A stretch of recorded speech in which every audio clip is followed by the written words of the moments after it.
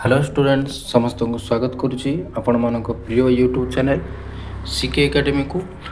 तो आज भिडियो आम देखा +3 4th सेमिस्टर पॉलिटिकल साइंस रो कोर 9 पेपर जोटा रही आपण मानकर वेस्टर्न पॉलिटिकल थॉट II/2 जोटा रही वेस्टर्न पॉलिटिकल थॉट रो तार गोटे इंपोर्टेंट चैप्टर अच्छी जड़े वेस्टर्न पॉलिटिकल फिलोसोफर अच्छा ना हूँ आंटोनियो ग्राम्स्की। आपण मैंने मोबाइल स्क्रीन देखिपे आंटोनियो ग्राम्स्की तांकरी विषय रे आज आम पढ़ा बहुत इंपोर्टेंट चैप्टर टी परीक्षा बहुत सारा क्वेश्चन एथर आसो बहुत सुंदर भाव नोट गुड़ी को मुझे करुँची तेणु आरंभ शेष जाए भिडियो देखिए निश्चिंत बुझीपारे आउ बुझी सारापर निश्चित कमेंट रे आपनकर मतामत जनइबे।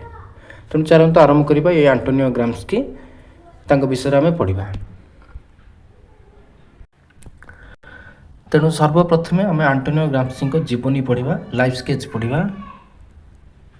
देखा ये कौन कहुई कहते आंटोनियो ग्राम्स्की 1891 मसीह जन्मग्रहण करते 1937 मसीह से मृत्युवरण करते। आंटोनियो ग्राम्स्की जी कि आमर राजनैतिक दार्शनिक रहिले से केउठारे जन्मग्रहण करते ना इटाली रे मन रखिए से जने इटालीय मार्क्सवादी चिंतानायक थे। इटाली रे जन्मग्रहण करते से जने इटाली मार्क्सवादी चिंतानायक माने मार्क्सवाद जो चिंताधारा थिला से मार्क्सवाद चिंताधारा द्वारा से प्रभावित होते। तेणु से जने मार्क्सवादी चिंतानायक जड़े समाजसेवी जो जड़े राजनेता थे कि आंटोनियो ग्राम्स्की मन रखिए। आउ से कहूँ से इटाली रे सार्डिनिया गोटे द्वीपर ना अच्छी द्वीप बुझीपार से द्वीप ता ना दे सार्डिनिया से सार्डिनिया ठारे आंटोनियो ग्राम्स्की कौन करते जन्मग्रहण करते। मन रखिए आंटोनियो ग्राम्स्की जड़े इटाली मार्क्सवादी चिंतानायक समाजसेवी राजनेता 1891 मसीह जन्मग्रहण करते 1937 मृत्युवरण करते। इटाली सार्डिनिया ठारे गोटे द्वीपर से जन्मग्रहण करते। जो जन्मग्रहण करते जीवन ना बहुत संघर्षमय थिला। कौन संघर्षमय थिला आम पढ़ा ये कहूँ से इटाली कम्युनिस्ट पार्टी जड़े प्रतिष्ठाता सदस्य थे। मन रखिए इटाली जो कम्युनिस्ट पार्टी थिला तार जड़े प्रतिष्ठाता सदस्य से पार्टी जो या तार सदस्य थे कि आंटोनियो ग्राम्स्की। तेणु इटालियन कम्युनिस्ट पार्टी जोटा अच्छी तार सदस्य थे प्रतिष्ठाता थे कि आंटोनियो ग्राम्स्की। मन रखिए क्वेश्चन आसो आंटोनियो ग्राम्स्की क्यों पार्टी बा दल तैयारी करथिले इटालियन कम्युनिस्ट पार्टी। आउ कह इटालीय फासीवादी शासक जे थे शेष शुणी आप इतिहास पढ़ी इटाली फासीवादी शासक थे कि ना हूँ कौन बेनिटो मुसोलिनी। बेनिटो मुसोलिनी जी कि इटाली फासीवादी शासक थे से आंटोनियो ग्राम्स्की कौन करते 1926 मसीह गिरफ्त कर नहीं जाते। आंटोनियो ग्राम्स्की सरकार विरोध में स्वर उत्तोलन करुले बहुत सारा लेखा लिखी लोक मान एकजुट करुले। तेणु सब आंटोनियो ग्राम्स्की कार्यकलाप बेनिटो मुसोलिनी जी कि इटाली फासीवादी शासक से 1926 मसीह ग्राम्स्की को कौन करते गिरफ्त कर नहीं जाते। ये सब जीवन थिला विभिन्न घटना घटी जीवन में आक सब आपण मैंने मन रखिए परीक्षा लंग क्वेश्चन आसिले जीवन में सब लिखे। आहरी जीवन विषय आउ कि तथ्य मुझे रखुची। ये कहते मुसोलिनी जी थे इटाली फासीवादी शासक जी थे सी कहते ग्राम्स्की को नहीं से भारी डेंजर पर्सन बोली भावुले। ग्राम्स्की जड़े साधारण व्यक्तित्व नथिले से जड़े विचक्षण बुद्धि संपन्न व्यक्ति थे। मुसोलिनी नहीं कौन कहते देखते गोटे उक्ति कहुई मुसोलिनी कहते आमको ये मस्तिष्क को ये मस्तिष्क मैंने क्या ग्राम्स्की को 20 वर्ष पर्यंत काम करने को रोकवा को 20 वर्ष पर्यंत ग्राम्स्की को काम कर रोकवा को बोली कथा कहते कि इटाली फासीवादी शासक मुसोलिनी एक कहते माने ग्राम्स्की एत विचक्षण थे एमती कार्यकलाप करते मुसोलिनी बहुत असुविधा पड़ जाते। तेणु कहते 20 वर्ष पर्यंत ये ग्राम्स्की को काम कर रोकवा को ब्रेक देवा पड़ो से आरेस्ट कर जाते। आग कौन कह देख ग्राम्स्की जीवन शेष जो 11 वर्ष थिला माने जब मरी तार पूर्व 11 वर्ष कथा कहे से 11 वर्ष काल से कौन करते जेल रे कारागार में काटी बंदी कर रखाई दीर्घ 11 वर्ष से जेल रही मृत्युवरण से जेल भितर ही होता। जेल थिला बेले से बहुत सारा बही लिखिते से लेखनी चालना करते विश्राम नई दीर्घ 11 वर्ष कारागार बंदी होते से जेल ही कारागार ही से मृत्युवरण करते। इटाली फासीवादी शासक मुसोलिनी कौन करते गिरफ्त कर रखी। ठीक अच्छे ये सब थिला जीवनी मन रखा। आम देखा ग्राम्स्की फेमस बुक्स गुड़िक प्रसिद्ध बही गुड़िक आम देखा।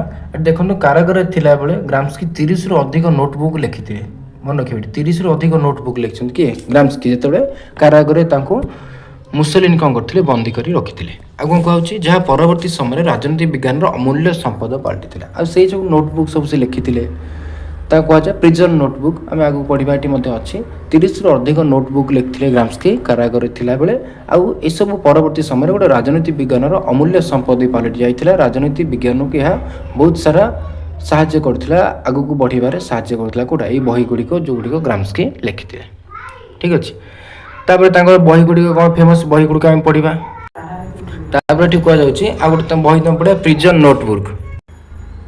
ତାଙ୍କର ପ୍ରଥମ ବହି ଥିଲା ପ୍ରିଜନ୍ ନୋଟବୁକ୍ ଯେଉଁଥିରେ ସେ ତାଙ୍କର ଗୁରୁତ୍ୱପୂର୍ଣ୍ଣ କୃତି କୁହାଯାଉଛି। ଏଇଟା ତାଙ୍କର ସବୁଠୁ ଇମ୍ପୋର୍ଟାଣ୍ଟ ବୁକ୍। ଗ୍ରାମ୍ସ୍କି ଯେତେ ବହି ଲେଖିଛନ୍ତି ସବୁଠୁ ତାର ଇମ୍ପୋର୍ଟାଣ୍ଟ ବୁକ୍ର ନାଁ ହେଲା ପ୍ରିଜନ୍ ନୋଟବୁକ୍। ପ୍ରିଜନ୍ ମାନେ ହେଉଛି କାରାଗାର ବନ୍ଦୀ ଯେତେବେଳେ ବନ୍ଦୀ ଥିଲେ ସେଇଠି ସେ ନୋଟବୁକ୍ରେ ବହୁତ ସାରା ଲେଖା ଲେଖିଥିଲେ ତାକୁ ହେଉଛି ପ୍ରିଜନ୍ ନୋଟବୁକ୍। ଏଇଟା ତାଙ୍କର ଗୁରୁତ୍ୱପୂର୍ଣ୍ଣ ବହି। ଆଉ ସେଥିରେ ସେ ତାଙ୍କର ଆଧିପତ୍ୟ ନାଗରିକ ସମାଜ ଏବଂ ବୁଦ୍ଧିଜୀବୀ ଉପରେ ବିଚାରଧାରା ସେଇ ବହିରେ ସେ ଲେଖିଥିଲେ। ସେ ବହିରେ କ'ଣ ଲେଖିଥିଲେ ତାଙ୍କର ଯେତେ ସବୁ ଗୁରୁତ୍ୱପୂର୍ଣ୍ଣ ବିଷୟବସ୍ତୁ ଆଇଡ଼ିଆ ଚିନ୍ତାଧାରା ସେ ଦେଇଥିଲେ ଗୋଟେ ହେଲା ଆଧିପତ୍ୟ ଆଉ ଗୋଟେ ହେଲା ନାଗରିକ ସମାଜ ଆଉ ଗୋଟେ ହେଲା ବୁଦ୍ଧିଜୀବୀ ଏ ସବୁ ବିଚାରଧାରା ତାଙ୍କର ସେଇ ପ୍ରିଜନ୍ ନୋଟବୁକ୍ ବହିରେ କ'ଣ ହେଇଥିଲା ଲେଖାଯାଇଥିଲା।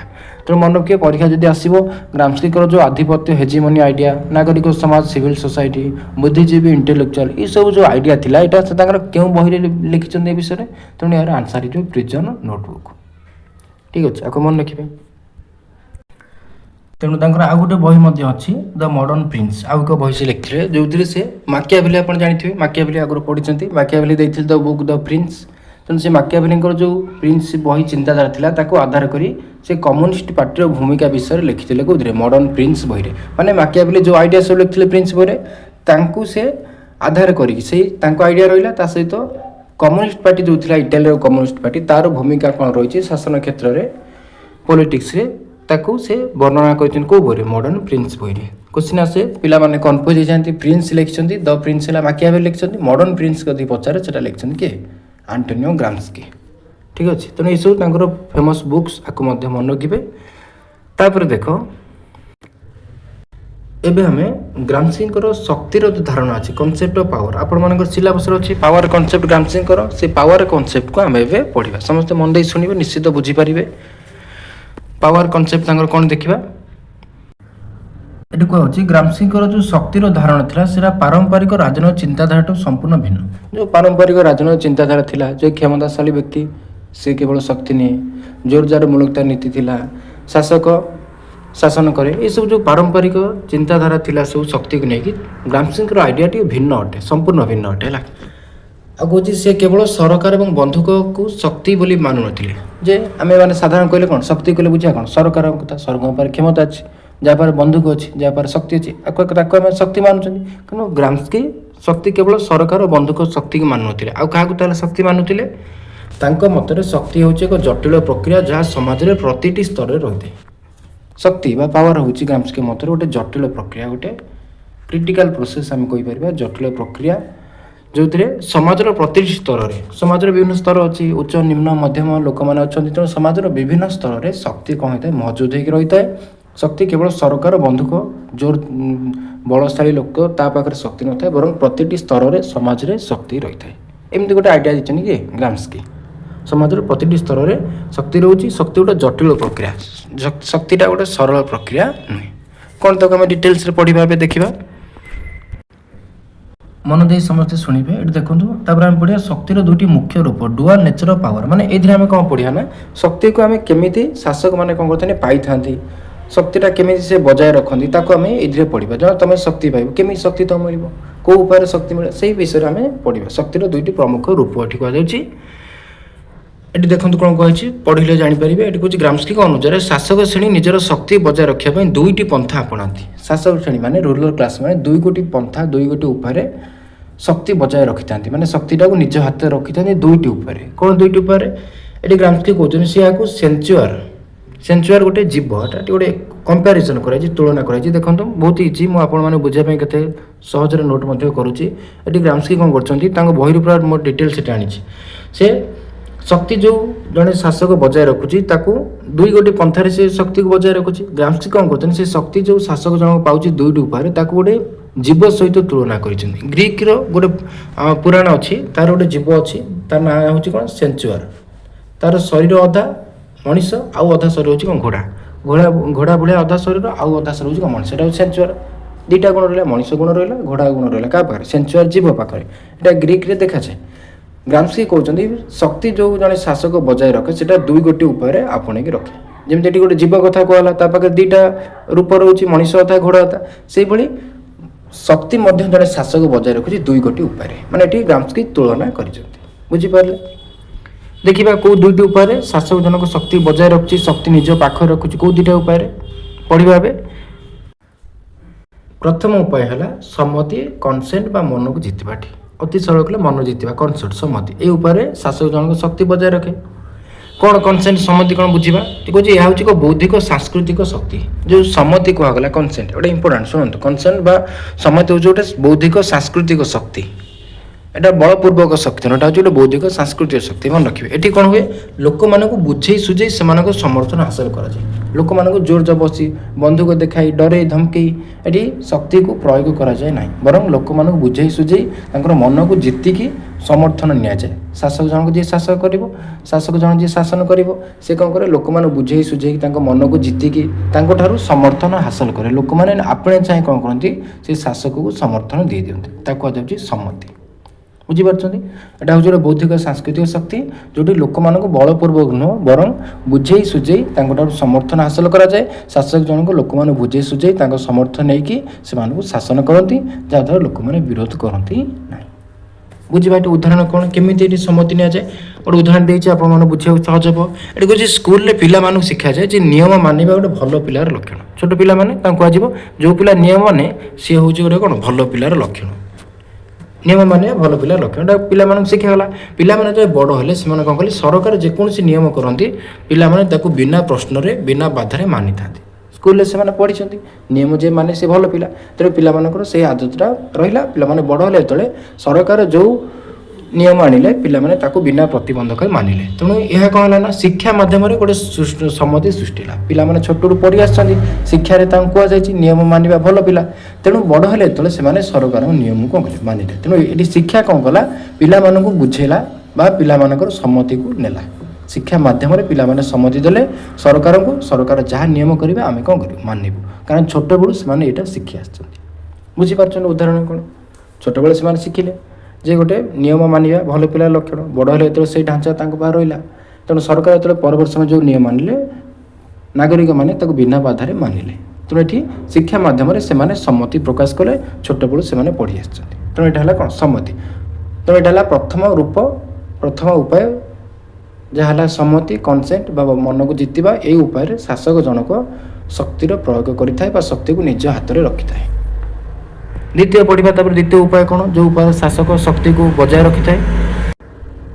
ଦ୍ୱିତୀୟ ଉପାୟ ହେଲା ବଳପୂର୍ବକତା, କୋର୍ସନ୍। ବଳପୂର୍ବକତା, କୋର୍ସନ୍, ଯାହାକୁ ଆମେ ଓଡ଼ିଆରେ କହିପାରିବା ଭୟ ଦେଖାଇବା। ଏଇଟା ହେଉଛି ଦ୍ୱିତୀୟ ଉପାୟ, ଯାହା ମାଧ୍ୟମରେ ଶାସକ ଜଣକ ଶକ୍ତିକୁ ନିଜ ପାଖରେ ରଖିଥାଏ। ବଳପୂର୍ବକତା କ'ଣ ପଢ଼ିବା? ଏହା ହେଉଛି ଶାରୀରିକ ଶକ୍ତି। ବଳପୂର୍ବକତା ବୁଝିବା, ଶାରୀରିକ ଶକ୍ତି, ଯିଏ ଶକ୍ତିଶାଳୀ ହେଇଥିବ, ଶାରୀରିକ ଶକ୍ତି, ଲୋକମାନଙ୍କୁ ଡରାଇବା, ଭୟ ଦେଖିବା, ଏଇଟା ଶାରୀରିକ ଶକ୍ତି। ଏଠି କ'ଣ କୁହାଯାଏ, ଆଉ ଟିକେ ଦେଖିବା, ଯେତେବେଳେ ଲୋକ ଶାସନକୁ ମାନନ୍ତି ନାହିଁ ସେତେବେଳେ ଦଣ୍ଡ ବା ବଳ ପ୍ରୟୋଗ କରାଯାଏ। ଯେତେବେଳେ ଲୋକମାନେ ସରକାରକୁ ମାନିଲେ ନାହିଁ, ଶାସକକୁ ମାନିଲେ ନାହିଁ, ଶାସକ ସେତେବେଳେ କ'ଣ କରିବ, ଦଣ୍ଡ ଦେଇଥାଏ, ବଳ ପ୍ରୟୋଗ କରିଥାଏ। ଏମିତି କରିକି ଶାସକ କ'ଣ କରିଥାଏ, ବଳପୂର୍ବକ ରୂପକ ଲୋକମାନଙ୍କର ସମର୍ଥନ ଗ୍ରହଣ କରିଥାଏ, ଯାହାଦ୍ୱାରା ଲୋକମାନେ ଭୟରେ ତାଙ୍କୁ ମାନିବା ପାଇଁ ବାଧ୍ୟ ହୋଇଥାନ୍ତି। ଆଉ ଏହି ଉପରେ ଶାସକ ଜଣକ ଶକ୍ତି କ'ଣ କରିଥାଏ, ନିଜ ପାଖରେ ବଜାୟ ରଖିଥାଏ। ବୁଝିପାରୁଛନ୍ତି? ଉଦାହରଣଟି ଆମେ ବୁଝିଲେ ଜାଣିପାରିବା। ଉଦାହରଣ ଦିଆ ଦେଖନ୍ତୁ, ବୁଝିବା ପାଇଁ ସହଜ ହେବ। ସରକାର ପ୍ରଥମେ କ'ଣ କଲେ, ବିଜ୍ଞାପନ ମାଧ୍ୟମରେ ବୁଝାନ୍ତି ହେଲମେଟ୍ ପିନ୍ଧିବା ଆପଣଙ୍କ ପାଇଁ ସୁରକ୍ଷା। ସରକାର ବୁଝାନ୍ତି ଲୋକମାନଙ୍କୁ, ପୋଷ୍ଟର କରିକି ଆଡ଼ଭର୍ଟାଇଜମେଣ୍ଟ କରି ଯେ ହେଲମେଟ୍ ସମସ୍ତେ ପିନ୍ଧନ୍ତୁ, ହେଲମେଟ୍ ପିନ୍ଧିବା ସୁରକ୍ଷିତ, ଜୀବନ ସୁରକ୍ଷିତ ହେବ। ଲୋକମାନେ ବୁଝିଲେ। ଯେତେବେଳେ ଲୋକମାନେ ହେଲମେଟ୍ ନ ପିନ୍ଧିଲେ, ମାନିଲେ ନାହିଁ, ପୋଲିସ ସେତେବେଳେ କ'ଣ କରେ, ଲୋକମାନଙ୍କୁ ଫାଇନ୍ କାଟେ, ତାଙ୍କୁ ପନିସମେଣ୍ଟ ଦଣ୍ଡ ସ୍ୱରୂପ ତାଙ୍କର ଫାଇନ୍ କଟାଯାଏ, ଗାଡ଼ିକୁ ମଧ୍ୟ ଜବତ କରାଯାଏ, ଗାଡ଼ି ପୋଲିସ ନେଇଯାଏ। ତେଣୁ ଏହି ପ୍ରକାର ଯେଉଁ ଦଣ୍ଡ ରହିଲା ଆକୁ କୁହାଯାଏ ବାଧ୍ୟବାଧକତା। ଲୋକମାନେ ଯେତେବେଳେ ବୁଝାସୁଝା ହେଲେ, ସରକାର ବୁଝେଇଲେ ହେଲମେଟ୍ ପିନ୍ଧ, ସୁରକ୍ଷିତ ରୁହ, ଆଡ଼ଭର୍ଟାଇଜମେଣ୍ଟ କଲେ, ପୋଷ୍ଟର ଛାପିଲେ, ଯଦି ଲୋକମାନେ ନ ମାନିଲେ ତାଙ୍କୁ ଭୟ ସ୍ୱରୂପ, ଦଣ୍ଡ ସ୍ୱରୂପ ତାଙ୍କୁ ଫାଇନ୍ କଟାଗଲା, ତାଙ୍କ ଗାଡ଼ିକୁ ଜବତ କରି ନେଇଗଲା। ତେଣୁ ଏଇଟା ସରକାର କ'ଣ କଲେ, ଦଣ୍ଡ ଦେଲେ। ଏଇଟା କୁହାଯାଉଛି ବାଧ୍ୟବାଧକତା। ବାଧ୍ୟବାଧକତା ମାଧ୍ୟମରେ ଲୋକମାନଙ୍କୁ ସରକାର କ'ଣ କଲେ, ତାଙ୍କ ନିୟମ ମାନିବା ପାଇଁ ବାଧ୍ୟ କଲେ। ତେଣୁ ଏଠି ସରକାର ତାଙ୍କ ଶକ୍ତି ପ୍ରୟୋଗ କଲେ, ହେଲମେଟ୍ ପିନ୍ଧିବା ପାଇଁ ଫାଇନ୍ କାଟିଲେ, ଗାଡ଼ି ଜବତ କରି ନେଇଗଲେ। ସରକାର ଶକ୍ତିର ପ୍ରୟୋଗ କଲେ, ବାଧ୍ୟବାଧକତା କଲେ, ଲୋକମାନେ ତାଙ୍କୁ ମାନିବା ପାଇଁ ବାଧ୍ୟ ହେଲେ, ଡରିଲେ। ତେଣୁ ୟାକୁ କୁହାଯିବ ବଳପୂର୍ବକତା। ବୁଝିପାରିଲେ? ତେଣୁ ଏଇଭଳି ଦୁଇ ଗୋଟି ଉପରେ ସରକାର କ'ଣ କରିଥାନ୍ତି, ସରକାର ନାହିଁ ସରି ଏଇଭଳି ଦୁଇ ଗୋଟି ଉପରେ ଜଣେ ଶାସକ କ'ଣ କରିଥାନ୍ତି, ଶକ୍ତିକୁ ବଜାୟ ରଖିଥାନ୍ତି, ଶକ୍ତିକୁ ନିଜ ପାଖରେ ରଖିଥାନ୍ତି। ବୁଝିପାରିଲେ ସମସ୍ତେ? ଉଦାହରଣ ସହିତ ମୁଁ ବୁଝେଇଲି। ବୁଝିପାରୁଛନ୍ତି? ନିଶ୍ଚିତ ଲାଇକ୍ କରିବେ, କମେଣ୍ଟରେ ଜଣାଇବେ, ସାଙ୍ଗମାନଙ୍କୁ ସେୟାର ମଧ୍ୟ କରିବେ। ତେଣୁ ଏବେ ଶକ୍ତି ବିଷୟରେ ଯାହା ଆମେ ପଢ଼ିଲେ, ଶକ୍ତି ଯଦି ଏଠି କହିବା, ଶକ୍ତି ପାୱାର ଇଜ୍ କ'ଣ ନା ସମ୍ମତି ଯୁକ୍ତ ବଳପୂର୍ବକ। ଶକ୍ତି ଦୁଇଟା କ୍ଷେତ୍ରରେ ହୋଇଥାଏ। ଶକ୍ତିକୁ ଆମେ ଦୁଇ ଗୋଟି ଉପରେ ନିଜ ପାଖରେ ରଖିଥାନ୍ତି କି ଶାସକ ଜଣକ, ଗୋଟେ ହେଲା ବଳପୂର୍ବକ ରୂପରେ, ଆଉ ଗୋଟେ ହେଲା କୋର୍ସନ୍ ବା ଆଉ ଗୋଟେ ହେଲା ସମ୍ମତି। ବଳପୂର୍ବକ ସମ୍ମତି ଦୁଇ ଗୋଟି ଉପରେ ଶକ୍ତିକୁ ଶାସକ ଜଣକ ନିଜ ହାତ ପାହାନ୍ତରେ ବଜାୟ ରଖିଥାଏ। ଏମିତି ପରୀକ୍ଷାରେ ଲେଖିପାରିବେ, ଭଲ ମାର୍କ ପାଇବେ। ବୁଝିପାରିଲେ? ତେଣୁ ଏବେ ପଢ଼ିଲେ ଶକ୍ତିଟା କିପରି ଶାସକ ଜଣକ ନିଜ ପାଖରେ ରଖିଥାଏ। ଏଠି ଆମେ ପଢ଼ିବା ତାପରେ ନେକ୍ସଟ ଶକ୍ତିର ସଂରଚନା, ଯେଉଁ ପାୱାର ରହିଲା ସେଇଟା କାହା ପାଖରେ ରହୁଛି, ସେଇଟା ଶକ୍ତିର ସଂରଚନା, କ୍ଷମତାଟା କାହା ପାଖରେ ରହୁଛି ସମାଜରେ। ଗ୍ରାମ୍ସ୍କି ତାକୁ କହିଛନ୍ତି ପଢ଼ିବା ପାଇଁ, ମନ ଦେଇ ସମସ୍ତେ ଶୁଣ। ଏଠି କହୁଛନ୍ତି ଗ୍ରାମ୍ସ୍କି କହିଛନ୍ତି ଯେ ଶକ୍ତି କେବଳ ଅର୍ଥନୀତିରେ ନାହିଁ, ଅର୍ଥନୀତି ଟଙ୍କା ପଇସା ଏଥିରେ କେବଳ ଶକ୍ତି ନାହିଁ ଗ୍ରାମ୍ସ୍କି କହିଲେ, ବରଂ କେଉଁଠି ଅଛି, ଏହା ସମାଜର ସୁପର ଷ୍ଟ୍ରକ୍ଚର ଆଉ ଉପରି ଭାଗରେ ଅଛି। ସମାଜରେ ଦୁଇଟା ଅଛି, ତୁମର ଦୁଇ ଭାଗ କରାଯାଏ, ଯେଉଁଟା ହେଉଛି ବେସ୍ ଆଉ ସୁପର ଷ୍ଟ୍ରକ୍ଚର। ପଢ଼ିଥିବା ଆଗରୁ ଜାଣିଥିବେ, ଟିକେ ଆଇଡ଼ିଆ ଥିବ, କାର୍ଲ ମାର୍କ୍ସଙ୍କ ଆଇଡ଼ିଆରେ ଥିବ ବେସ୍ ସୁପର ଷ୍ଟ୍ରକ୍ଚର। ତେଣୁ ଗ୍ରାମ୍ସ୍କି କହିଲେ ସମାଜର ସୁପର ଷ୍ଟ୍ରକ୍ଚର ବା ଉପରି ଭାଗରେ କ'ଣ କରୁଛି, କ୍ଷମତା ରହିଛି। କ୍ଷମତାଟା କେବଳ ଶକ୍ତିଟା କେବଳ ଅର୍ଥନୀତିରେ ନାହିଁ। ଆଉ ଦୁଇ ଗୋଟି ସ୍ତର ମାଧ୍ୟମରେ ଗ୍ରାମ୍ସ୍କି କ'ଣ ବୁଝେଇଛନ୍ତି ଯେ ଶକ୍ତିଟା ଦୁଇ ଗୋଟି ସ୍ତରରେ ରହିଛି, ଦୁଇ ଗୋଷ୍ଠୀ ବା ଦୁଇ ଶ୍ରେଣୀର ଲୋକମାନଙ୍କ ପାଖରେ ରହୁଛି, ତାକୁ ଶକ୍ତି। ତେଣୁ ଗ୍ରାମ୍ସ୍କି କହୁଛନ୍ତି ଶକ୍ତିଟା ଦୁଇ ଗୋଟି ସ୍ତରରେ ରହୁଛି, ତାକୁ ସେ ବୁଝାଇଛନ୍ତି ଦୁଇ ଗୋଷ୍ଠୀ ପାଖରେ ରହିଛି। କ'ଣ ସେଇଟା ଆମେ ପଢ଼ିବା। ପ୍ରଥମେ ଏଠି କହୁଛନ୍ତି, ଦେଖ ମନ ଦେଇ ସମସ୍ତେ ବୁଝନ୍ତୁ। ପ୍ରଥମେ ଗ୍ରାମ୍ସ୍କି କହିଲେ ଗୋଟେ ସ୍ତର ହେଉଛି ନାଗରିକ ସମାଜ। ନାଗରିକ ସମାଜ ପାଖରେ ଶକ୍ତି ରହୁଛି। ତେଣୁ ଗ୍ରାମ୍ସ୍କିଙ୍କର ଶକ୍ତିର ଯେଉଁ ସ୍ତର ଅଛି ତାର ପ୍ରଥମ ସ୍ତର ହେଲା ନାଗରିକ ସମାଜ। ନାଗରିକ ସମାଜ ପାଖରେ ଶକ୍ତି ରହିଥାଏ, ଯାହାକୁ ଏଠି ଗ୍ରାମ୍ସ୍କି କହୁଛନ୍ତି ଗୋଟେ ଅଦୃଶ୍ୟ ଶକ୍ତି, ମାନେ ସେ ଶକ୍ତିଟା ଆମକୁ ଦେଖାଯାଏନି। ନାଗରିକ ସମାଜ ପାଖରେ ଶକ୍ତି ରହିଥାଏ, ଆଉ ସେ ଶକ୍ତିଟା ଅଦୃଶ୍ୟ ଶକ୍ତି, ତାକୁ ଆମେ ଦେଖିପାରନ୍ତି ନାହିଁ। କ'ଣ ନାଗରିକ ସମାଜ ଆମେ ପଢ଼ିବା। ତେଣୁ ଏଠି କହୁଛନ୍ତି ଏହା ହେଉଛନ୍ତି ଶକ୍ତିର ପ୍ରଥମ ସ୍ତର। ପ୍ରଥମ ସ୍ତର ଯେଉଁଠି ଶକ୍ତି ରହିଥାଏ ସେଟା ହେଲା ନାଗରିକ ସମାଜ। ମନେ ରଖିବେ, ପରୀକ୍ଷାରେ କ୍ୱେଶ୍ଚିନ୍ ଆସିପାରେ। ଗ୍ରାମ୍ସ୍କିଙ୍କ ମତରେ ଶକ୍ତିଟା କେଉଁ ସ୍ତରରେ ରହିଥାଏ, ଶକ୍ତିର ପ୍ରଥମ ସ୍ତର କ'ଣ, ଏଟା ହେବ ନାଗରିକ ସମାଜ। ନାଗରିକ ସମାଜ କ'ଣ ନା ଗୋଟେ ଆମର ଯେଉଁ ଅଛି ପରିବାର, ସ୍କୁଲ, ଧର୍ମ, ଗଣମାଧ୍ୟମ, ଏସବୁକୁ ଆମେ କହୁଛୁ ନାଗରିକ ସମାଜ। ନାଗରିକ ସମାଜ କହିଲେ ଲୋକମାନେ ଯେଉଁଠି ରହିଲେ, ସ୍କୁଲ, କଲେଜ, ଧର୍ମ, ଗଣମାଧ୍ୟମ ଏସବୁ ଜିନିଷ ରହିଲା, ଏଗୁলো ସବୁ ନାଗରିକ ସମାଜରେ କ'ଣ ହୋଇଥାଏ, ଅନ୍ତର୍ଭୁକ୍ତ ହୋଇ ରହିଥାଏ। ତେଣୁ ଏଠି ସ୍କୁଲ, କଲେଜ, ଧର୍ମ, ଗଣମାଧ୍ୟମର ଏଇ ଯେଉଁ ନାଗରିକ ସମାଜ ହେଲା, ଏଇଥିରେ ଶକ୍ତିର ପ୍ରଥମ ସ୍ତର ତାକୁ କୁହାଯାଉଛି। ଏଥିରେ ଶକ୍ତି କ'ଣ କରିଥାଏ, ରହିଥାଏ। ମାନେ ସ୍କୁଲରେ ଯେଉଁ ପିଲାମାନେ ପଢ଼ିଲେ, ଶିକ୍ଷକ, ଧର୍ମର ଯେଉଁ ଲୋକମାନେ ରହିଲେ, ଗଣମାଧ୍ୟମ, ଆଙ୍କ ପାଖରେ ସବୁ ଶକ୍ତି ରହିଥାଏ। ଆଉ କ'ଣ କହୁଛନ୍ତି, ଏହି ଅନୁଷ୍ଠାନ ଗୁଡ଼ିକ ମାଧ୍ୟମରେ ଶାସକ ଗୋଷ୍ଠୀ ନିଜର ବିଚାରଧାରାକୁ ଲୋକଙ୍କ ମନରେ ଏପରି ଭାବେ ବସାଇ ଦିଅନ୍ତି ଯେ ଲୋକ ତାକୁ ଶୋଷଣକୁ ଭଲ ପାଆନ୍ତି।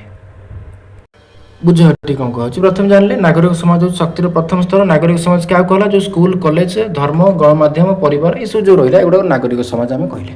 ତେଣୁ ଏଠି କ'ଣ କୁହାଯାଉଛି, ଯେଉଁ ଶାସକ ଗୋଷ୍ଠୀ ଯେ ରହିଲା, ଯିଏ ଶାସନ କରୁଛନ୍ତି, ସେ କ'ଣ କରନ୍ତି, ନିଜର ଯେଉଁ ବିଚାରଧାରା ଅଛି, ଶାସକ ଗୋଷ୍ଠୀ ଯେଉଁ ଉପରେ ଶାସନ କରୁଛନ୍ତି, ଶାସକ ଗୋଷ୍ଠୀଙ୍କର ଯେଉଁ ଆଇଡ଼ିଆ ଅଛି, ବିଚାରଧାରା ଅଛି, ତାକୁ ସେ କ'ଣ କରନ୍ତି, ଏପରି ଭାବେ ଲୋକମାନଙ୍କ ପାଖରେ ବୁଝାଇ ସୁଝାଇ ଦିଅନ୍ତି। ଏ ଯେଉଁ ଗଣମାଧ୍ୟମ ମାଧ୍ୟମରେ, ସ୍କୁଲ ମାଧ୍ୟମରେ, ଧର୍ମ ମାଧ୍ୟମରେ ଶାସକ ଗୋଷ୍ଠୀ ଲୋକମାନଙ୍କ ପାଖରେ ଏମିତି ସେଇ ବିଚାରଧାରାକୁ ବୁଝାଇ ଦିଅନ୍ତି ଯେ ଲୋକମାନେ ଜାଣିପାରନ୍ତି ନାହିଁ ଯେ ଶାସକ ଗୋଷ୍ଠୀ ଆମକୁ ଶୋଷଣ କରୁଛନ୍ତି। ବୁଝିପାରୁଛନ୍ତି?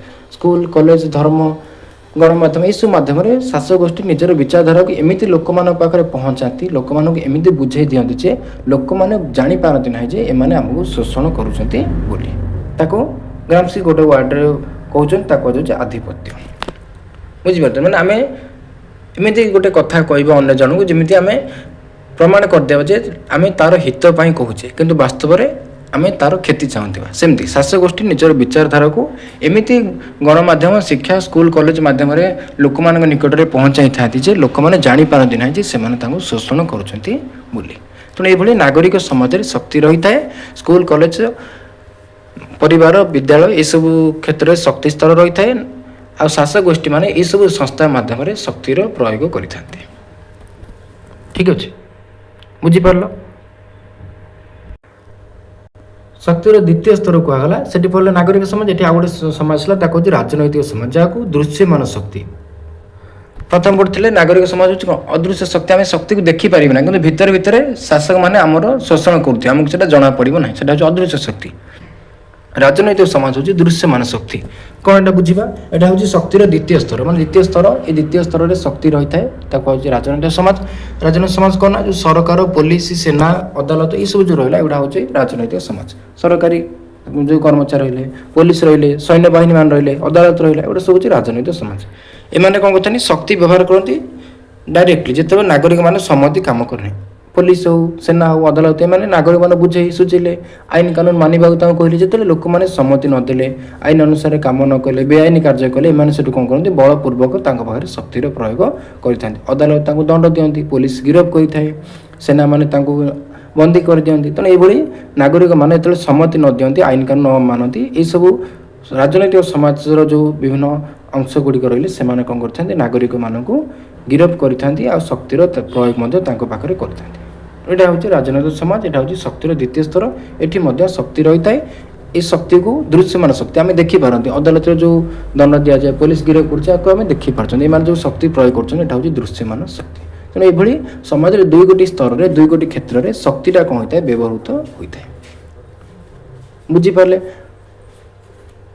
तेणु फास्ट टाइम पढ़ले ग्राम्स्की जीवनी तापर पढ़ले शक्तिटा आमर शासक मैंने केमिति निज हाथ पाहात रखुंट तापर पढ़ले शक्ति क्यों क्षेत्र में रोचे शक्तिटा दुईटी स्तर में रोचे प्रथम पढ़े नागरिक समाज पाखे शक्ति रोचे द्वितीय पढ़ले राजनैतिक समाज पाखे शक्ति रोचे बुझीपारे ये सब थिला ग्राम्स्कीर आइडिया ऑफ पावर बा शक्ति क्षमता यहाँ थिला ग्राम्स्कीर चिंताधारा बुझीपारे समस्ते परीक्षा एगुड़ आसब नेक्स्ट आम पढ़ा आउ कौन तक आइडिया अच्छे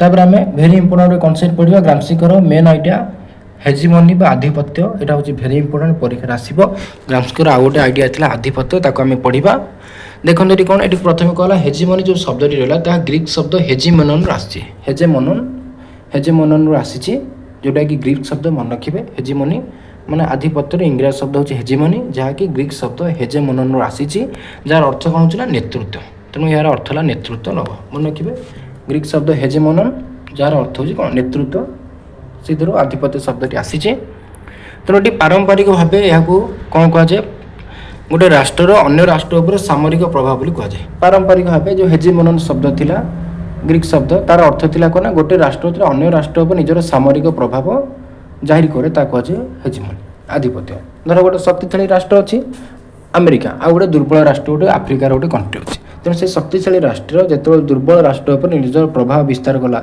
निज अख्तियार को आने को चेष्टा कला कहुए आधिपत्य यहाँ तार हूँ पारंपरिक अर्थ बुझीपारे तेणु आंटोनियो ग्राम्स्की यहाँ को एक नूतन रूप देते ग्राम्स्की जो आधिपत्य चिंताधारा थिला से किसी नुआ रूप देते पारंपरिक जो अर्थ थिला आम पढ़िले ताठू से किसी भिन्न अर्थ देते कि आंटोनियो ग्राम्स्की कार अर्थ देते हेजिमनी बा आधिपत्यर अर्थ किसी नुआ रूप देते ग्राम्स्की से कौन कहते मतरे यह केवल सामरिक शक्ति नुहे बर एक सांस्कृतिक बौद्धिक नेतृत्व जे आधिपत्य कहले ग्राम्स्की मतरे गोटे सामरिक शक्ति नुहे बलपूर्वक शक्ति भय देखिए आम प्रयोग करवा यहाँ नुहे बर कौन गोटे राजनैतिक बौद्धिक नेतृत्व सॉरी सांस्कृतिक बौद्धिक नेतृत्व सांस्कृतिक क्षेत्र में धर्म संस्कृति परंपरा को लेकिन आ बौद्धिक क्षेत्र में आम कौन कर नेतृत्व नवा जो कहुए आधिपत्य यहाँ कहते कि ग्राम्स्की कहले आधिपत्य केवल सामरिक शक्ति नुहे बर सांस्कृतिक बौद्धिक नेतृत्व यहाँ गोटे नुआ रूप देते कि आधिपत्य को ग्राम्स्की देते आम आगे पढ़ा डिटेल्स जानिले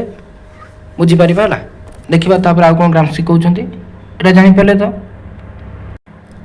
तेणु संक्षेप आम कह आधिपत्यर अर्थ कौन ग्राम्स्की मतरे आधिपत्य बा हेजेमनी कहुए एक अदृश्य शक्ति आधिपत्य बा हेजेमनी को आम देखिपर ना भितर भितर कार्य करे समाज में कार्य करे जहाँ को आम देखिपारती ना तेणु प्रथम मन रखिए ग्राम्स्की मतरे आधिपत्य है कौन गोटे अदृश्य शक्ति जदि हेजिमनी कौन आधिपत्य कौन पड़ो 2 मार्क ये सब आप लिखे यहाँ गोटे अदृश्य शक्ति आ कौन कहूँ यह लोक बाध्य नक लोक मान बाध्य करना ये आधिपत्य लोक मान बाध्य करना बलपूर्वक भाव समर्थन नेबा चाहे ना बर यहाँ कौन कर लोक मान बुझे सुझे निज पक्षर रखार एक कौशल आधिपत्य कौन लोक मान जोर जबरदस्ती बलपूर्वक लोक मान कहना ना आमको समर्थन दिव आमको मान एमती न कहीकि लोक मान बुझे सुझे कि मन को जितबार गोटे कौशल को कहुच्छे कौन आधिपत्य बुझीपारे मुझे रेड मार्क कर देती यहाँ हूँ आधिपत्यर संज्ञा आपण मैंने मन रखिपारे ଆଉ କ'ଣ କହୁଛନ୍ତି ରାଷ୍ଟ୍ର ଗଠନ ପ୍ରକ୍ରିୟା ଯଦି କୌଣସି ଗୋଷ୍ଠୀ ନିଜର ପ୍ରଭୁତ୍ୱ ସ୍ଥାପନ କରିପାରେ ତେବେ ସେ ଦୀର୍ଘ ଦିନ ଧରି ଶାସନ କରିପାରିବେ। এটা କହୁଛି ରାଷ୍ଟ୍ର ଗଠନ ପ୍ରକ୍ରିୟା ଗୋଟେ ରାଷ୍ଟ୍ର ନୂଆ ତିଆରି ହେଲା ସେଠି ଯଦି କୌଣସି ଗୋଟେ ଗୋଷ୍ଠୀ ମାନେ କୌଣସି ଗୋଟେ ସରକାରୀ ସ୍ତର ବା କ୍ଷମତା ଯଦି ନିଜର ପ୍ରଭୁତ୍ୱ ବା ଆଧିପତ୍ୟଟି ବିସ୍ତାର କରିଦେଲା ତାହେଲେ ସେ ଦୀର୍ଘ ଦିନ ଶାସନ ରହିବ। ବୁଝିପାରୁଛ ଧର ତମେ ଗୋଟେ ନୂଆ ଗୋଷ୍ଠୀ ମାନେ ତମେ ଜଣେ ଶାସକ ଫର ଏକ୍ଜାମ୍ପଲ ତମେ ଗୋଟେ ଅଞ୍ଚଳରେ ଶାସନ କରିବ ତେଣୁ ସେଠି ଯଦି ଲୋକମାନଙ୍କର ସମ୍ମତି ଲୋକମାନଙ୍କୁ ବୁଝେଇ ସୁଝେଇ ତୁମେ ଯଦି ନିଜ ପକ୍ଷକୁ ନେଇ ଆସିଲ ତାଙ୍କ ପାଖରେ ଯଦି ତୁମେ ତୁମର ଆଧିପତ୍ୟ ବିସ୍ତାର କରିଦେଲ ତାହେଲେ ସେମାନେ ତୁମକୁ ସମର୍ଥନ ଦେଲେ ତେଣୁ ଦୀର୍ଘ ଦିନ ଧରି ତୁମେ ଶାସନରେ ରହିପାରିବ ଆଉ କୌଣସି ଅସୁବିଧା ହେବ ନାହିଁ ଲୋକମାନେ କୌଣସି ଆନ୍ଦୋଳନ ଦଙ୍ଗା ଏସବୁ କିଛି କରିବେ ନାହିଁ ଯାହାଦ୍ୱାରା ତୁମେ ସୁରକ୍ଷିତ ଶାସନରେ କରିବ। ତେଣୁ ଶାସକମାନେ କ'ଣ କରନ୍ତି ଲୋକମାନଙ୍କ ଭିତରେ ଆଧିପତ୍ୟ ବିସ୍ତାର କରନ୍ତି ତାଙ୍କ ମନକୁ ବୁଝାଇ ସୁଝେଇ ନିଜ ଆଡ଼କୁ ଆକର୍ଷଣ କରନ୍ତି ତାଙ୍କର ସମର୍ଥନ ଆଣନ୍ତି ଆଉ ଦୀର୍ଘ ସମୟ ଧରି ଶାସନ କରନ୍ତି। ଏଇଟା ହେଲା କ'ଣ ଆଧିପତ୍ୟ। ଭାବୁଛି ବୁଝିପାରୁଥିବେ ସମସ୍ତେ ଆଧିପତ୍ୟ କ'ଣ ମନେ ରଖିବାକୁ। ଆଉ କ'ଣ କହୁଛନ୍ତି ଗ୍ରାମ୍ସ୍କି ଦେଖ ଗ୍ରାମ୍ସ୍କି ଅନୁଯାୟୀ ଆଧିପତ୍ୟ ସଫଳତା ସେତେବେଳେ ଜଣାପଡ଼େ ଯେତେବେଳେ ଶାସକ ସ୍ୱାର୍ଥ ସାରା ସମାଜର ସାଧାରଣ ଜ୍ଞାନ କମନ ସେନ୍ସ ପାଲଟିଯାଏ। ଦେଖ ଆଧିପତ୍ୟ ସଫଳତା ମାନେ ଆଧିପତ୍ୟ କଲେ ଜଣେ ଶାସକ ଲୋକମାନଙ୍କ ଦ୍ୱାରା କେତେ ସମର୍ଥିତ ଲୋକମାନଙ୍କୁ କେତେ ବୁଝେଇ ସୁଝେଇ ପାରିଛି ସେଇଟା କେତେ ଦୂର ସଫଳ ହେଇଛି କେଉଁଟା ଆଧିପତ୍ୟ ସେଇଟା ଆମେ ସେତେବେଳେ ଆମେ ଜାଣିପାରିବା କେତେବେଳେ ନା ଯେତେବେଳେ ଗୋଟେ ଶାସକଙ୍କର ସ୍ୱାର୍ଥ ଶାସକ କ'ଣ ଚାହୁଁଛନ୍ତି ସ୍ୱାର୍ଥ ଚାହୁଁଛନ୍ତି କ୍ଷମତା ଲୋକମାନଙ୍କୁ ଶୋଷଣ କରିବା ଶାସକ ଏହା ଚାହାନ୍ତି ପ୍ରାୟତଃ ତେଣୁ ସେ ଶାସକଙ୍କର ସ୍ୱାର୍ଥ କ'ଣ ରହିଛି ସେଇ ସ୍ୱାର୍ଥ ଯେତେବେଳେ ସମାଜର ଗୋଟେ ସାଧାରଣ ଜ୍ଞାନ ପାଲଟିଛି ଗୋଟେ କମନ ସେନ୍ସ ମାନେ ଶାସକଙ୍କର ସ୍ୱାର୍ଥ ଥିବ କେମିତି ନିଜର ଅର୍ଥ ଉପାର୍ଜନ କରିବା ନିଜର ସାମ୍ରାଜ୍ୟକୁ ବିସ୍ତାର କରିବା ଏଇଟା ଶାସକଙ୍କର ସ୍ୱାର୍ଥ କିନ୍ତୁ ଲୋକମାନେ ତାକୁ ବୁଝିବେ ଯେ ଏଇଟା ହେଉଛି ଗୋଟେ କମନ ସେନ୍ସ ଗୋଟେ ସାଧାରଣ ଜ୍ଞାନ ଶାସକ ଭଲ କରୁଛନ୍ତି ସେ ନିଜ ସ୍ୱାର୍ଥ ଦେଖୁନାହାନ୍ତି କିନ୍ତୁ ଭିତରେ ଭିତରେ ସେ ଅନ୍ୟମାନଙ୍କର କ୍ଷତି ପହଞ୍ଚାନ୍ତି ନିଜ ସ୍ୱାର୍ଥ ଦେଖୁଥିବେ କିନ୍ତୁ ଏଠି ଆଧିପତ୍ୟ ବିସ୍ତାର କରି ଲୋକମାନଙ୍କୁ ଏମିତି ତାଙ୍କର ମାନସିକତା ପରିବର୍ତ୍ତନ କରିଦେବେ ଶାସକମାନେ ଭାବିବେ ଏଇଟା ହେଉଛି ଗୋଟେ ସାଧାରଣ ଜ୍ଞାନ ସମାଜ ପାଇଁ ସେ ହିତ କରୁଛନ୍ତି ସେ କିଛି ଅହିତ କରୁନାହାନ୍ତି ଲୋକମାନେ ଏହା ବିଶ୍ୱାସ କରିବେ ତେଣୁ ଏଇଟା ଯେତେବେଳେ ଲୋକମାନେ ବିଶ୍ୱାସ କରିଯିବେ ସେତେବେଳେ ଜଣାପଡ଼ିବ ଯେ ଶାସକ ଜଣକ ପୁରା ନିଜର ଆଧିପତ୍ୟ ବିସ୍ତାର କରିଦେଇଛନ୍ତି ଲୋକମାନେ ଅନ୍ଧ ହୋଇଯାଇଛନ୍ତି ତାଙ୍କର ଖରାପଟା ତାଙ୍କୁ ଦେଖାଯାଉ ନାହିଁ। ଆଉ ଏଠି କହୁଛି ଲୋକମାନେ ଯେତେବେଳେ ଶାସକ ଦ୍ୱାରା ପୁରା ବୁଝି ସୁଝି ଯିବେ ଯେତେବେଳେ ଲୋକମାନେ ଶାସକ ଭଲ କାମ କରୁଛନ୍ତି ଆଉ ଶାସକ କୌଣସି ଅନ୍ୟାୟ ଅତ୍ୟାଚାର କରୁନାହାନ୍ତି ସେତେବେଳେ କ'ଣ ନା ବର୍ତ୍ତମାନର ବ୍ୟବସ୍ଥା ହିଁ ସର୍ବୋତ୍ତମ ଲୋକମାନେ ମାନି ନେବେ ଏ ଶାସକ ହିଁ ବଢ଼ିଆ ଆଠୁ ଆଉ ବେଷ୍ଟ ସିଷ୍ଟମ କିଛି ହୋଇପାରିବ ନାହିଁ ଲୋକମାନଙ୍କୁ ସେ ଭୂତେଇ ଦିଏ ଟୋଟାଲ କି ଶାସକ। ତେଣୁ ଲୋକମାନେ ଭାବନ୍ତି ଯେ ଏ ଯେଉଁ ଶାସନ ଏ ଯେଉଁ ସରକାର ଯିଏ ଅଛନ୍ତି ସେ ଏମିତି ଭୂତାଇ ଦିଅନ୍ତି ଯେ ଲୋକମାନେ ଭାବନ୍ତି ଯେ ଆଙ୍କ ଭଳିଆ ବେଷ୍ଟ ଶାସନ ସର୍ବୋତ୍ତମ ଶାସନ କେଉଁଠି ନାହିଁ ଆଙ୍କର କୌଣସି ବିକଳ୍ପ ନାହିଁ ଏଇ ସରକାର ହେଉଛନ୍ତି କ'ଣ ବେଷ୍ଟ ଆଉ ଏହି ମାନସିକତା ବିପ୍ଳବର ସମ୍ଭାବନାକୁ ଶେଷ କରିଦିଏ ଆଉ ଭବିଷ୍ୟତରେ କାଳେ ଲୋକମାନେ ଆନ୍ଦୋଳନ କରିବେ ବିପ୍ଳବ କରିବେ ସେଥିପାଇଁ ଶାସକମାନେ ପୂର୍ବରୁ ତାଙ୍କର ସମର୍ଥନ ନେଇଯାଆନ୍ତି ତାଙ୍କର ମନକୁ ଜିତି ଯାଇଥାନ୍ତି ସେମାନେ ଆଉ ବିପ୍ଳବ ମଧ୍ୟ କରିବାର ସମ୍ଭାବନା ନଥାଏ ସେଟା ଶେଷ ମଧ୍ୟ ହୋଇଯାଏ ତେଣୁ ଶାସକ ସୁରୁଖୁରୁରେ କ'ଣ କରନ୍ତି ଶାସନ କରନ୍ତି ତେଣୁ ଏଇଥିପାଇଁ ଶାସକମାନେ ଲୋକମାନଙ୍କ ଭିତରେ ନିଜର ଆଧିପତ୍ୟ ବିସ୍ତାର କରନ୍ତି ବା ତାଙ୍କର ମନକୁ ବୁଝେଇ ସୁଝେଇ ତାଙ୍କ ଭିତରେ ସମର୍ଥନକୁ ଗ୍ରହଣ କରନ୍ତି। ଏଇଟା ଥିଲା ଗ୍ରାମ୍ସ୍କିଙ୍କର ଆଇଡ଼ିଆ ଅଫ୍ ହେଜିମନି ବୁଝିପାରିଲେ। ଏହାପରେ ଆମେ ପଢ଼ିବା ଦେଖନ୍ତୁ ଆଧିପତ୍ୟ କ୍ଷେତ୍ରରେ ନାଗରିକ ସମାଜର କ'ଣ ଭୂମିକା ରହିଛି ରୋଲ୍ ଅଫ୍ ସିଭିଲ୍ ସୋସାଇଟି ନାଗରିକ ସମାଜ ଆମେ ଆଗରୁ ପଢ଼ିଛନ୍ତି ଆଉ ଥରେ ଟିକେ କହି ଦେଖନ୍ତୁ ଏଇଟା ସବୁ ଇମ୍ପୋର୍ଟାଣ୍ଟ ଲଙ୍ଗ କୋଶ୍ଚିନ୍ ଆପଣ ଲେଖିବେ ପଢ଼ିବ ଗ୍ରାମ୍ସ୍କିଙ୍କର ଆଧିପତ୍ୟ ତତ୍ତ୍ୱ ବା ହେଜିମନି ଯେଉଁଟା ଆଇଡ଼ିଆ ଅଫ୍ ହେଜିମନି ହେଲା ତାକୁ ଲେଖ ଏମିତି ଲଙ୍ଗ କୋଶ୍ଚିନ୍ କିଛି ଆସିପାରେ ତେଣୁ ଏଠି ସବୁ ଲେଖିବେ ଆଧିପତ୍ୟ କ'ଣ ଭଲ ମନ୍ଦ ତାକୁ ସବୁ ଲେଖିବେ ତାପରେ ନାଗରିକ ସମାଜର କ'ଣ ଭୂମିକା ରହୁଛି ତାକୁ ଆମେ ବୁଝିବା। ଏଠି କ'ଣ ହେଲା ନାଗରିକ ସମାଜ ହେଉଛି ସମାଜର ସେଇ ଅଂଶ ଯାହା ସରକାର ବା ରାଷ୍ଟ୍ରର ପ୍ରତ୍ୟକ୍ଷ ନିୟନ୍ତ୍ରଣ ଥାଏ ନାଗରିକ ସମାଜ ହେଉଛି ସେଇ ଅନୁଷ୍ଠାନ ବା ସେଇ ଅଂଶ ବୁଝାଉଛି ଯେମିତି ସ୍କୁଲ କଲେଜ ବିଦ୍ୟାଳୟ ମନ୍ଦିର ଗଣମାଧ୍ୟମ ଏସବୁ ନାଗରିକ ସମାଜ ଏଗୁଡ଼ିକ ସରକାରଙ୍କର ବା ରାଷ୍ଟ୍ରର ପ୍ରତ୍ୟକ୍ଷ ନିୟନ୍ତ୍ରଣ ରହିଲା ଏଗୁଡ଼ା ସବୁ ଷ୍ଟେଟ୍ର ଆଉ ଗଭର୍ଣ୍ଣମେଣ୍ଟର କଣ୍ଟ୍ରୋଲରେ ରହିଲା କେଉଁଟା ସ୍କୁଲ କଲେଜ ମନ୍ଦିର ଗଣମାଧ୍ୟମଟା ସବୁ ତାଙ୍କରି କଣ୍ଟ୍ରୋଲରେ ରହିଲା ତାକୁ ହେଉଛି ନାଗରିକ ସମାଜ ଆମେ ଆଗରୁ ପଢ଼ି ସାରିଛନ୍ତି ଏହା ହେଉଛି ଏକ ସ୍ୱେଚ୍ଛାକୃତ କ୍ଷେତ୍ର ନାଗରିକ ସମାଜ ହେଉଛି ଗୋଟେ ସ୍ୱେଚ୍ଛାକୃତ କ୍ଷେତ୍ର ଯେଉଁଥିରେ ନିଜ ଇଚ୍ଛାରେ ସେମାନେ କ'ଣ କରୁଛନ୍ତି ସଂସ୍ଥା ତିଆରି କରୁଛନ୍ତି ସ୍କୁଲ କଲେଜ ସବୁ ନିଜ ଇଚ୍ଛାରେ ତିଆରି ହେଇଛି ତାପରେ କ'ଣ ହେଉଛି ଏଥିରେ ସ୍କୁଲ କଲେଜ ମନ୍ଦିର ଗଣମାଧ୍ୟମ ଇତ୍ୟାଦି ଅନୁଷ୍ଠାନ ଅନ୍ତର୍ଭୁକ୍ତ ଅଲରେଡ଼ି କହିସାରିଛି ଏସବୁ ଏଥିରେ ଇନକ୍ଲୁଡ଼ ହୁଏ ତ ସେଇ ନାଗରିକ ସମାଜର ଭୂମିକା କ'ଣ ରହିଛି ଆଧିପତ୍ୟ ବିସ୍ତାର କରିବା କ୍ଷେତ୍ରରେ ବୁଝିବା।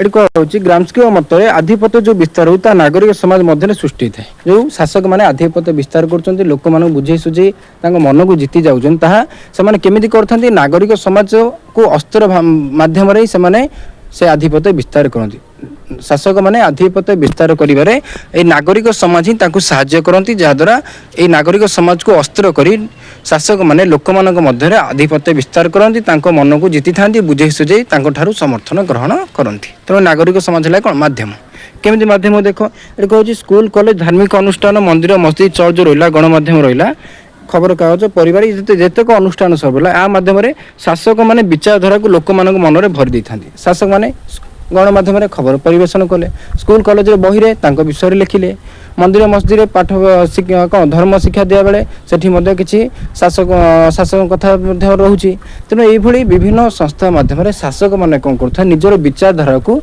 नागरिक मान पाखे पहुँचाई था बुझीपार शासक जहाँ विचारधारा रहा यही सब जो संस्था रहा सब संस्था मध्यम लोक मान पाखे पहुँचले धर गणमाध्यम खबर प्रसारण बेले आडभर्टाइजमेंट बाहर शिक्षानुष्ठान बही से गुड़ा सब लिखाला आइडिया तेणु ये सब तो नागरिक पाखे पहुँचला से पढ़िले जिते जानिले से शासक विचारधारा को से ग्रहण कले आ बिना प्रतिबंधक ग्रहण कर मन को बुझे सुझे दौरान उदाहरण देले बुझीपारे आप ये कह देख ये कहूँ गरीब होगा आपंकर भाग्यर फल बा कठिन परिश्रम कले समस्ते धनी हो पारे एपरी किसी धारणा समाज में प्रचार कराए जहाद्वारा जड़े श्रमिक निजर शोषण विरुद्ध उत्तोलन करे ना गोटे आइडिया गोटे शासक गोष्ठी मैंने समाज में स्प्रेड कर मन दे बुझे कौन आइडिया जे जड़े गरीब जी अच्छी सी हूँ तार भाग्यर फल माने धर्म कोठी नहीं गले देखो धर्म ईश्वर कर तो गरीब हो रोटे भाग्यर फल आउ जिते कठिन परिश्रम कले भी जड़े गरीब दिन मजूर केवे धनी हो पार ना यही प्रकार आइडिया कौन समाज में शासक गोष्ठी मैंने विचारधारा प्रचार प्रसार करते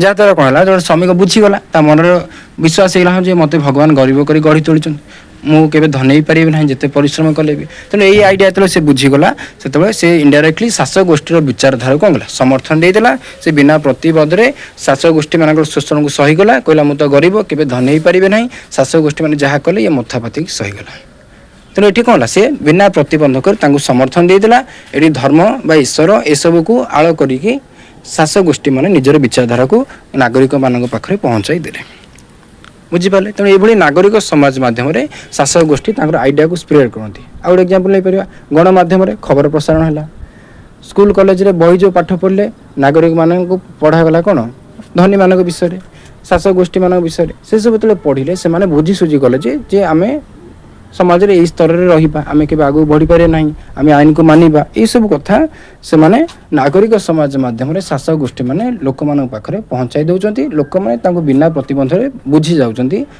विश्वास योग्य हो जाए जहाद्वारा शासक गोष्ठी मैंने भितर भितर अत्याचार शोषण कर लोक मैंने बुझीपार ना ये गोटे नुआ आइडिया देते नूतनत्व आइडिया देते किए आंटोनियो ग्राम्स्की जहाँ कहुच्छे आधिपत्य आउ केवल नागरिक समाज आधिपत्य विस्तार साहाय्य करनी आउरी गोटे गोष्ठी अच्छी जे कि नागरिक जे कि आधिपत्य विस्तार कर साहाय्य कर ग्राम्स्की कहले बुद्धिजीवी जो इंटेलेक्चुअल मान रहे ज्ञानी गुणी लोक मान रहे से समाज में आधिपत्य विस्तार कर शासक गोष्ठी को साहाय्य करमी बुद्धिजीवी मैंने साहाय्य कर बुझा ग्राम्स्की ये कहले जे समाज जो आधिपत्य विस्तार हो बुद्धिजीवी माने मुख्य सूत्रधर दुई प्रकार बुद्धिजीवी कथा कहते किए ग्राम्स्की कौन पढ़ा दुई प्रकार बुद्धिजीवी प्रथम कहले पारंपरिक बुद्धिजीवी कहले जो पुराना व्यवस्था को समर्थन करती पूजारी पारंपरिक शिक्षक से पारंपरिक बुद्धिजीवी कहले बुद्धिजीवी बुझीपारे ज्ञानी गुणी लोक मैंने पंडित मैंने बुद्धिजीवी कहूँ तो ग्राम्स्की कहले दुई प्रकार बुद्धिजीवी अच्छे गोटे पारंपरिक बुद्धिजीवी आउ रहा जैविक बुद्धिजीवी पारंपरिक बुद्धिजीवी कहली जो मैंने पुराना व्यवस्था को प्रथा परंपरा को विश्वास करती मानती पारंपरिक बुद्धिजीवी उदाहरण देते कौन पूजारी पारंपरिक शिक्षक गुरुकुल जो शिक्षक थे से पारंपरिक बुद्धिजीवी से पुराना प्रथा को धरिकी ही बसते से लोक मान बुझेबे एमती ईश्वर कही जाइए धर्म लेखा अच्छी एमती ईश्वर विश्वासी कम कर यह सब जो आइडिया ता परवर्ती पीढ़ी जो शिखे से आइडिया अनुप्राणित होते से शासक गोष्ठी शोषण को बुझीपारे ना ईश्वर आमको गरीब गढ़ी तोली आम धनी हो पार ना ईश्वर आमको नीच जाति जन्म देते आम के उच्च जाति सहित मिसी पारे ये जो पारंपरिक चिंताधारा जो पारंपरिक बुद्धिजीवी मान रहे पूजारी मान रहे सब चिंताधारा लोक मान भर से भरी दिखती जहाद्वारा से आउ शासक गोष्ठी मान शोषण को बुझी पारती ना से समर्थन दे दिखती शासक गोष्ठी को शासन करने ये पारंपरिक बुद्धिजीवी मैंने आधिपत्य विस्तार कर शासक गोष्ठी को साहाय्य करते बुझीपारे आउ एक प्रकार बुद्धिजीवी रही जहाँ कह जैविक बुद्धिजीवी कौन ଗ୍ରାମ୍ସ୍କି କହିଲେ ଏମାନେ ନିଜ ଶ୍ରେଣୀର ସ୍ୱାର୍ଥ ରକ୍ଷା ପାଇଁ ଚିନ୍ତାଧାରା ପ୍ରସ୍ତୁତ କରନ୍ତି। ଏଇ ଯେଉଁ ଜୈବିକ ବୁଦ୍ଧିଜୀବୀ ସେମାନେ ନିଜର ସ୍ୱାର୍ଥ ପାଇଁ। ଜୈବିକ ବୁଦ୍ଧିଜୀବୀଟି କେଉଁମାନେ? ଧର ମ୍ୟାନେଜର, ବିଜ୍ଞାପନ ବିଶେଷଜ୍ଞ ଯେଉଁମାନେ ରହିଲେ, ଓକିଲମାନେ ରହିଲେ, ପୋଲିସ ମାନେ ରହିଲେ, ବା ଯେଉଁମାନେ ସବୁ ବିଭିନ୍ନ ପ୍ରକାର ଧନୀ ଗୋଷ୍ଠୀ, ବୁଝିପାରୁଛନ୍ତି, ଗୋଟେ ଗୋଟେ ସଂସ୍ଥାରେ ଚାକିରି କରିଥିବେ, ବ୍ୟବସାୟ କରିଥିବେ, ସେଇ ସବୁ ଯେଉଁ ଗୋଷ୍ଠୀ ଲୋକମାନେ ତାଙ୍କୁ ରହିଲେ ଜୈବିକ ବୁଦ୍ଧିଜୀବୀ। ସେମାନେ କ'ଣ କରନ୍ତି? ନିଜର ସ୍ୱାର୍ଥ। ଓକିଲମାନେ ନିଜ ଓକିଲମାନଙ୍କର କେମିତି ବିକାଶ ହେବ ତା ପାଇଁ ଚିନ୍ତା କରିବେ। ମ୍ୟାନେଜର ମାନେ ମ୍ୟାନେଜର ଗୋଷ୍ଠୀଙ୍କର ବିକାଶ ପାଇଁ କାମ କରିବେ। ବିଜ୍ଞାପନ ବିଶେଷଜ୍ଞ ଯେଉଁମାନେ ସେମାନେ ବିଜ୍ଞାପନ କେମିତି ଆଗକୁ ବଢ଼ିବ, ଆଡ଼ଭର୍ଟାଇଜମେଣ୍ଟ କେମିତି ହେବ, ବିଜନେସ୍ କେମିତି ହେବ ତା ପାଇଁ ଚିନ୍ତା କଲେ। ତେଣୁ ଜୈବିକ ବୁଦ୍ଧିଜୀବୀ ଯେଉଁ ଗୋଷ୍ଠୀ ହେଲା ସେମାନେ ନିଜର ସ୍ୱାର୍ଥ ରକ୍ଷା ପାଇଁ ସବୁ ନିଷ୍ପତ୍ତି ଚିନ୍ତାଧାରା ପ୍ରସ୍ତୁତ କରନ୍ତି। ଏମାନଙ୍କୁ କୁହାଯାଉଛି ଜୈବିକ ବୁଦ୍ଧିଜୀବୀ। ତେଣୁ ପୁଞ୍ଜିପତିଙ୍କ ପାଇଁ ଏମାନେ ସବୁ କ'ଣ କରିଥାନ୍ତି? ନିଜର ସ୍ୱାର୍ଥକୁ ଦୃଷ୍ଟିରେ ରଖନ୍ତି ଆଉ ପୁଞ୍ଜିପତିମାନଙ୍କୁ ମଧ୍ୟ ସାହାଯ୍ୟ କରନ୍ତି ଆଉ ସେମାନେ ଗରିବ ଲୋକମାନଙ୍କୁ ଶୋଷଣ କରି ତାଙ୍କର ସମର୍ଥନ ଗ୍ରହଣ କରି ଶାସନ ମଧ୍ୟ କରନ୍ତି। ତେଣୁ ଏମାନେ ନିଜର ସ୍ୱାର୍ଥ ଦେଖିଲେ, ପୁଞ୍ଜିପତିମାନଙ୍କୁ ସାହାଯ୍ୟ କଲେ ଆଉ ସମାଜର ସାଧାରଣ ବର୍ଗ ଲୋକମାନେ ରହିଲେ, ଶ୍ରମିକ ବର୍ଗରେ ତାଙ୍କୁ ଶୋଷଣକୁ ମୁହଁକୁ କ'ଣ କଲେ? ଠେଲିଦେଲେ। କେଉଁମାନେ? ଏ ଯେଉଁ ଜୈବିକ ବୁଦ୍ଧିଜୀବୀ ଗୋଷ୍ଠୀମାନେ ରହିଲେ। ବୁଝିପାରୁଛନ୍ତି? ତେଣୁ ଏଇଭଳି ଦୁଇ ଗୋଟି ବୁଦ୍ଧିଜୀବୀ ଗୋଷ୍ଠୀ ରହିଛି ଯେଉଁମାନେ ସମାଜରେ ଆଧିପତ୍ୟ ବିସ୍ତାର କରିବାରେ ପୁଞ୍ଜିପତିମାନଙ୍କୁ, ଶାସକ ଶ୍ରେଣୀମାନଙ୍କୁ ସାହାଯ୍ୟ କରନ୍ତି, ନିଜର ସ୍ୱାର୍ଥ ଦେଖନ୍ତି ଆଉ ଗରିବ ଲୋକମାନେ ଏହି ଶୋଷଣରେ ଶିକାର ହୋଇ ସେମାନେ ବୁଝିପାରନ୍ତି ନାହିଁ, ସେମାନେ ବିନା ପ୍ରତିବନ୍ଧକରେ ଶାସକ ଗୋଷ୍ଠୀମାନଙ୍କୁ ସମର୍ଥନ ଦେଇଦିଅନ୍ତି। ବୁଝିପାରିଲେ? ଏହିସବୁ ଥିଲା ଆଧିପତ୍ୟ ଆଇଡ଼ିଆ।